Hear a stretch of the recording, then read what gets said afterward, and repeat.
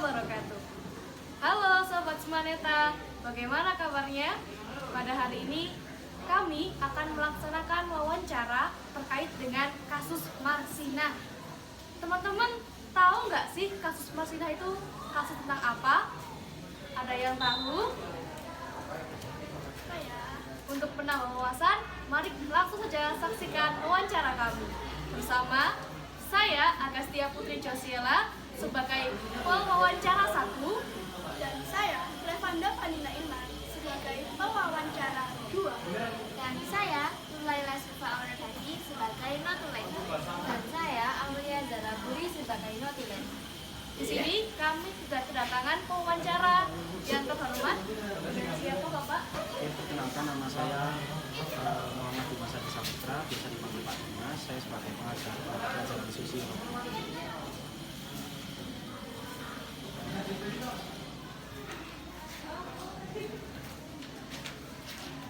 Mohon izin Bapak, terkait kasus Marsina, apakah Bapak Dimas mengetahui kasus Marsina itu sendiri? Kasus Marsina ini sebenarnya kalau menurut saya adalah salah satu kasus yang sempat ramai dulu ya, berkaitan dengan pembungkaman demokrasi. Kenapa? Karena ini menyangkut juga banyak, kalau kita melihat dari sudut pandang sosiologi itu banyak sekali kacamata yang bisa kita gunakan. Kacamata kekuasaan masuk, kemudian kacamata pilihan rasional masuk, kemudian yang ketiga juga masuk dalam kajian gender. Nah, yang pertama kalau misalnya kita lihat kasusnya Marsina, itu kan setahu saya, sepemahaman saya, Marsina itu berkaitan dengan gerakan buruh yang dilakukan oleh para buruh pada saat itu karena atas penindasan dari penguasa, sebut saja penguasa. Kalau dalam istilahnya Karl Marx itu ada istilah borjuis. Borjuis itu adalah kaum penguasa. Nah, di mana penguasa ini memiliki kesempatan terhadap akses, sehingga buruh ini dipaksa untuk bekerja secara terus-menerus dengan jam kerja yang tidak normal, kemudian upah yang sangat sedikit. Sehingga dari situlah para buruh ini melakukan suatu kegiatan atau aksi demo yang akhirnya menyebabkan kasus Marsina terjadi. Marsina kan nama perempuan, di mana Marsina ini termasuk sosok perempuan yang sangat pemberani, di mana Marsina ini memperjuangkan hak-hak dari teman-temannya sesama buruh untuk mendapatkan keadilan. Tetapi karena mungkin kalau kita kaitkan dengan politik juga pada saat itu, di mana orang yang memiliki kekuatan untuk speak up, kekuatan untuk menyampaikan pendapatnya, dia itu dianggap pemberontak. Sehingga bagaimana caranya dihilangkan. Dan sialnya dan yang sangat disayangkan, di Indonesia kasus ini dianggap bungkam. Bahkan sampai sekarang pun kita tidak tahu siapa pelakunya. Jadi kalau ditanya berkaitan dengan kasus Marsina, ya ini kasus yang bagi saya sangat rumit dan penting untuk diperhatikan agar nanti kedepannya tidak terjadi hal-hal yang seperti ini lagi. Begitu. Pertanyaan selanjutnya, peristiwa yang dialami Marsina ini sendiri. Peristiwanya ya secara singkat sudah saya jelaskan tadi. Jadi intinya bagaimana ketika Marsina ini merupakan salah satu buruh di salah satu pabrik atau perusahaan, yang dimana dia itu memperjuangkan hak-hak dari buruh atau para teman-temannya yang tidak didapatkan, entah upah lembur atau misalnya gaji yang sedikit. Yang kita membayangkan diri kita sendiri aja. Kita membayangkan bahwa diri kita ini adalah seorang buruh. Kita bekerja di suatu perusahaan. Normalnya orang bekerja itu 8 jam. Dan kita dipaksa untuk bekerja katakanlah 12 jam. Dengan upah yang sangat sedikit. Kira-kira kita sebagai buruh apa yang kita lakukan? Meminta keadilan. Dan yang berani mengungkapkan itu dan paling terus terang adalah Marsina. Sehingga pada saat itu Marsina sebagai yang dianggap orang yang paling berani itu dibungkam dengan cara dihilangkan. Bahkan sampai terjadi kasus penghilangan nyawa. Ya, bahkan ada yang istilahnya, mohon maaf ya, ada istilahnya Marsina ini sebelum meninggal dia mengalami pelecehan seksual dan sebagainya.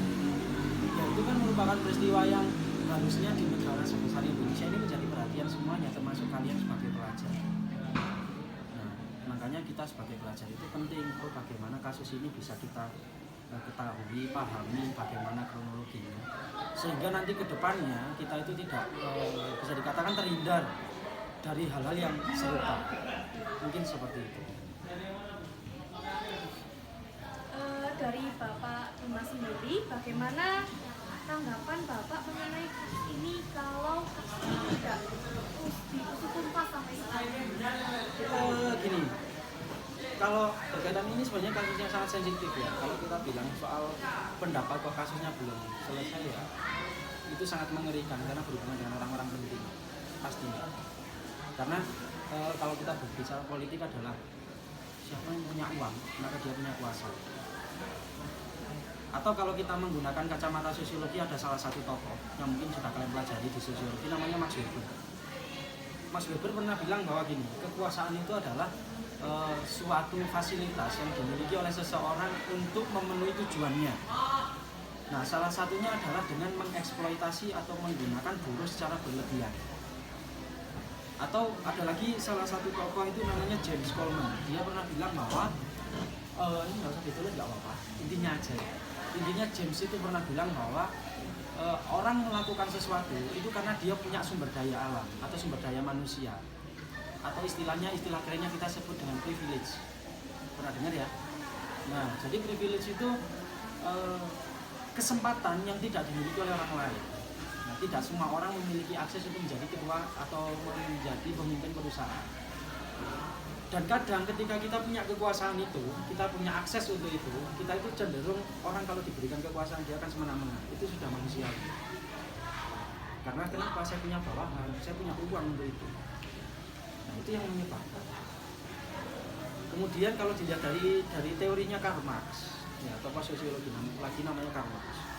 Dia pernah bilang bahwa konflik itu akan terjadi ketika ada kelas sosial.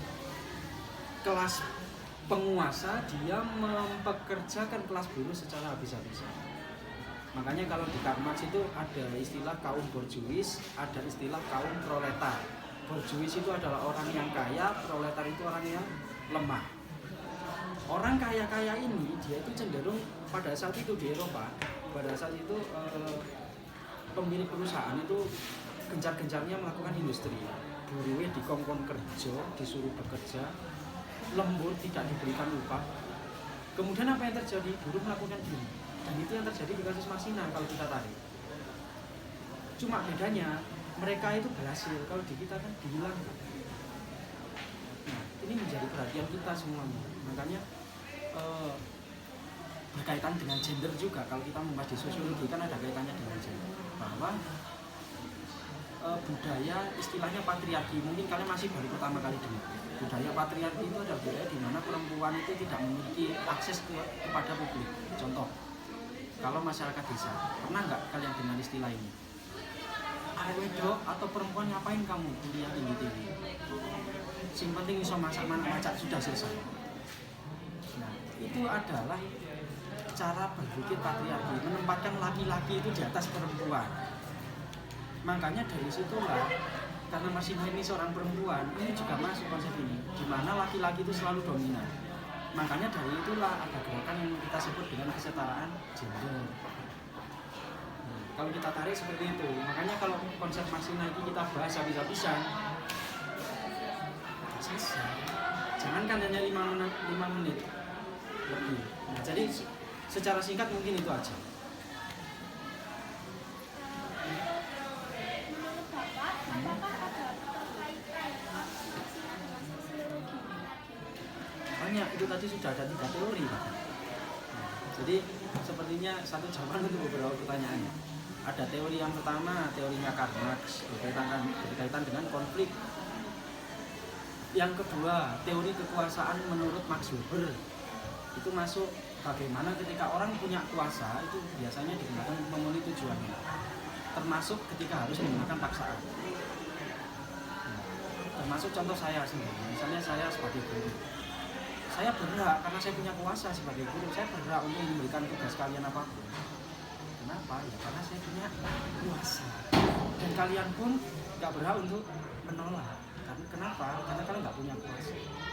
Terus yang ketiga ada lagi teorinya, tadi saya bilang James Coleman. tentang teori pilihan rasional. Bagaimana ketika orang melakukan sesuatu itu pasti mempertimbangkan sumber daya yang dimiliki. Sumber daya itu yang kita sebut dengan privilege, keuntungan.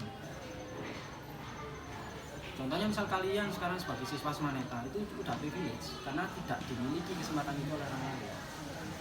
Kalian sudah menyaingi beberapa orang, itu privilege. Paham ya? Ada lagi? Untuk yang terakhir, apa pesan Bapak dalam menyikapi apa pesan Bapak pada generasi muda dalam menyikapi kasus serupa? Yang pertama, khususnya kalian ya, kebetulan ini yang saya temui adalah perempuan semua. Karena yang kita bahas adalah kasus Marsina. Yang pertama perlu kita lakukan, kalian harus jadi generasi yang kritis. Kritis itu bagaimana? Kalian itu tidak mudah dengan informasi yang kalian dapatkan, tidak mudah percaya, mencari kebenarannya. Salah satunya dengan cara apa? Wawancara seperti ini. Kemudian yang kedua, penting akan kesadaran gender. Apalagi kalian kan kalau di gender itu ada feminim, ada maskulin. Maskulin itu cowok, feminim itu cewek atau perempuan. Memahami, kalian juga harus memahami bagaimana pelecehan seksual itu terjadi, itu juga penting dipelajari. Kemudian yang ketiga, mendorong gerakan anti penindasan. Dengan cara apa? Hal kecil ya, misalnya kalian menjumpai ada kasus bullying di sekolah, penindasan enggak itu? Apa yang kalian lakukan seharusnya sebagai siswa?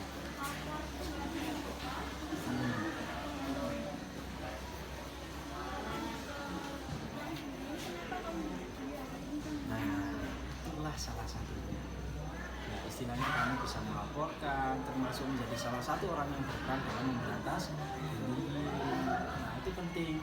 Ya, selain berpikir kritis, kemudian apalagi yang kedua tadi kesadaran gender, termasuk pelecehan seksual, kalian harus mengantisipasi itu. Kemudian yang ketiga, mendorong anti perundungan atau bullying.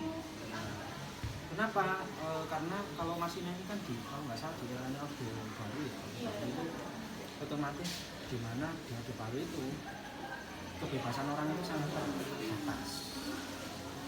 Saya misalnya mau mengajarkan sesuatu atau mengajarkan kalian untuk berpikir, ayo kita menentang sesuatu yang tidak sesuai. Bisa jadi setelah ngajar saya hilang. Itu yang terjadi di Orde Baru, dan bersyukurnya itu tidak terjadi di sekarang. Tetapi masyarakat Indonesia itu kan ngawur. Bahkan hanya Indonesia itu terkenal sebagai negara tersantuy di dunia. Kenapa? Hanya Indonesia yang berani foto presiden dijadikan meme. Contohnya, itu jadi kebebasan yang bertanggung jawab. Itu yang terakhir berarti menerapkan kebebasan yang bertanggung jawab.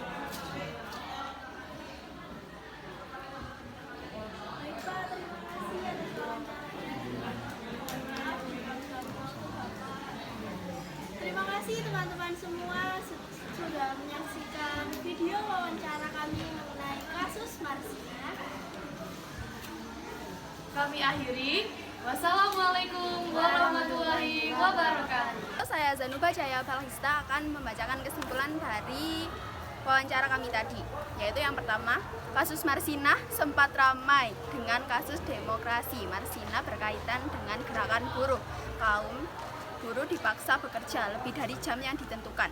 Peristiwa bagaimana Marsina ini normalnya orang yang sampai saat ini masih diselidiki kasusnya. Marsina dianggap orang yang paling berani sebelum meninggal. Ada semboyan, siapa yang punya uang dialah yang berkuasa. Pesan Bapak Dimas, kalian harus jadi generasi yang kritis. Penting akan kesadaran gender dan juga mendorong anti perundungan. Wassalamualaikum warahmatullahi wabarakatuh.